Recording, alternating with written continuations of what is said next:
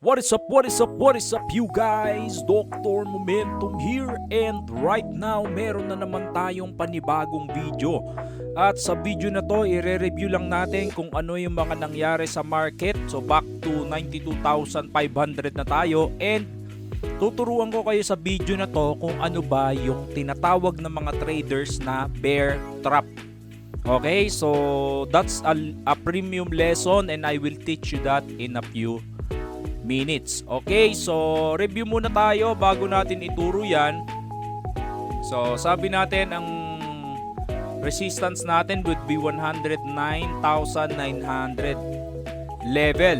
Okay, again sinasabi ko level yan kasi hindi naman yan exact.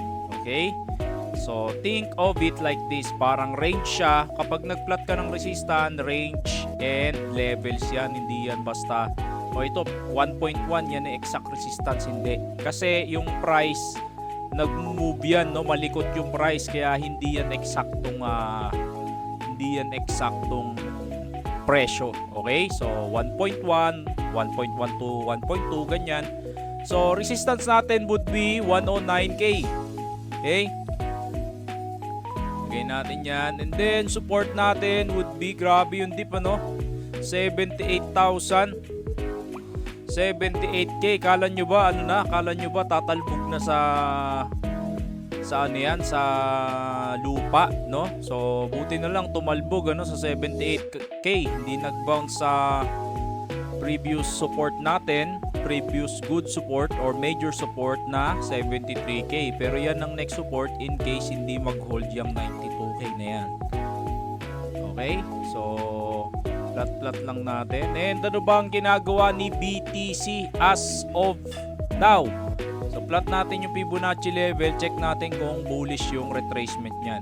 So sa mga hindi nakakaalam, ito pala yung retracement niyan, okay? So diyan nag-retrace. Ibig sabihin ng retracement, diyan tumalbog yung presyo, no? Diyan nakahanap ng support. So 0.786. Oh, grabe, ibig sabihin yan medyo malalim yung retracement. And right now alam naman natin, tinuro ko na to lalo na sa mga students natin, pag above 0.5 yan yung neutral area natin. Okay, above 0.382 yan yung bullish area natin. So sana mag-consolidate above 0.5. Personally, ang bias ko dito, consolidate ka lang dyan and then consolidate ka dito. Okay, and then eventually retest mo yung 100k level. Pero kung hindi mangyari, kita-kita tayo sa 73,000. Wala namang problema doon. Okay, so gustong ituro sa inyo kung ano ba yung bear trap. So para madali ang proseso, hindi ko na siya i-explain on my own words, punta tayo sa Investopedia. Okay, so nandito na tayo sa Investopedia.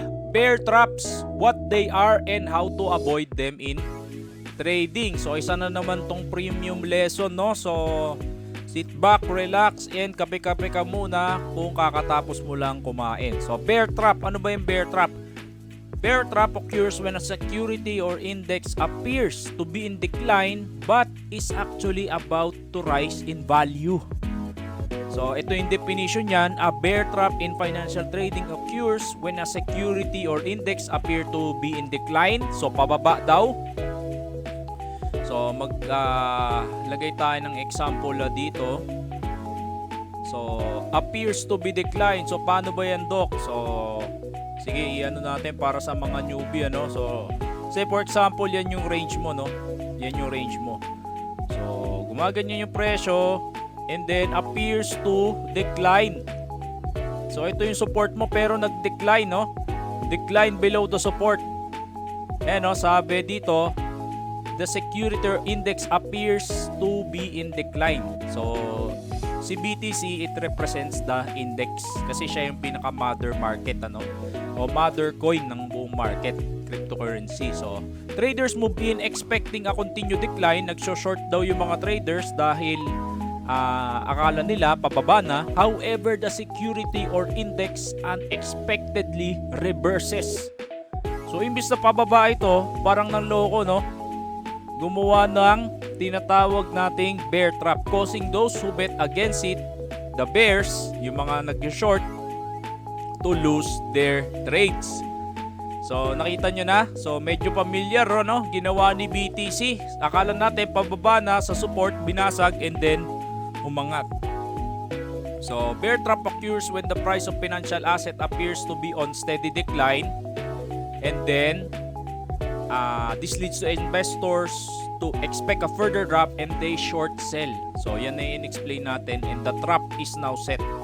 Kumbaga parang trap daw ito, no, na ginagamit ng mga manipulators, market manipulators, para akalain ng short sellers na panalo na sila. Yung pala biglang ibabay in yung presyo, resulting to rally, no.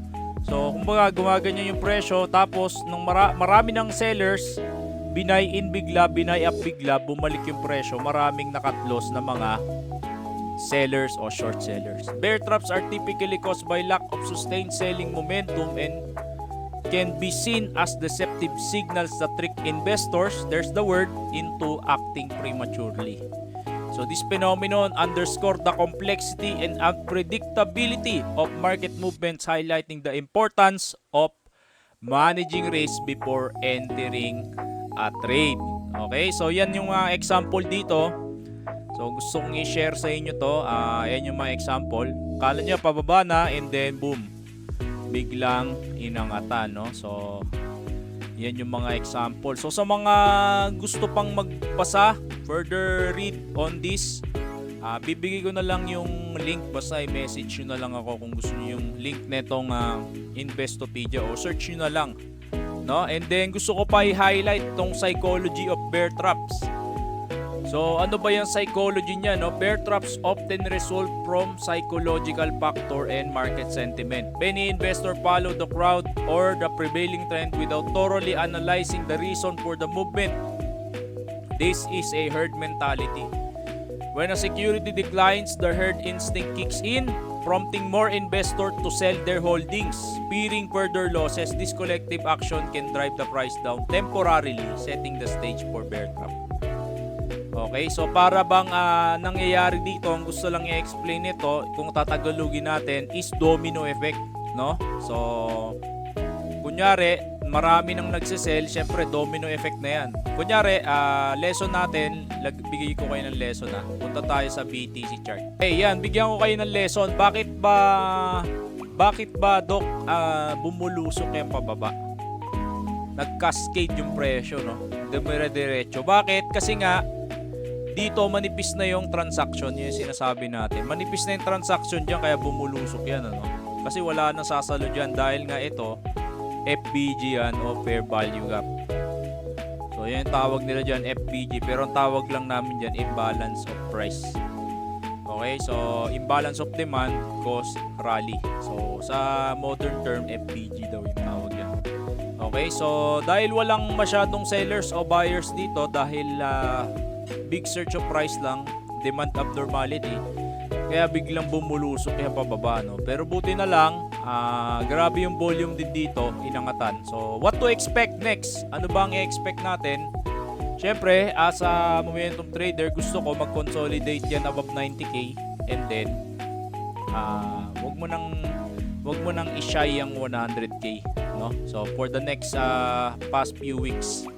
Okay, so usually ang mga bear trap nangyayari yan sa last rally, no? So pag bear trap, mag-rally higher, and then saka na tayo magkakaroon ng bear market. Pero hindi natin alam. Again, price will only tell. Price can tell. So hindi natin alam. Only react on what the price is telling you. So by the way, salamat nga pala sa aking mga momentum students. Shout out sa inyo.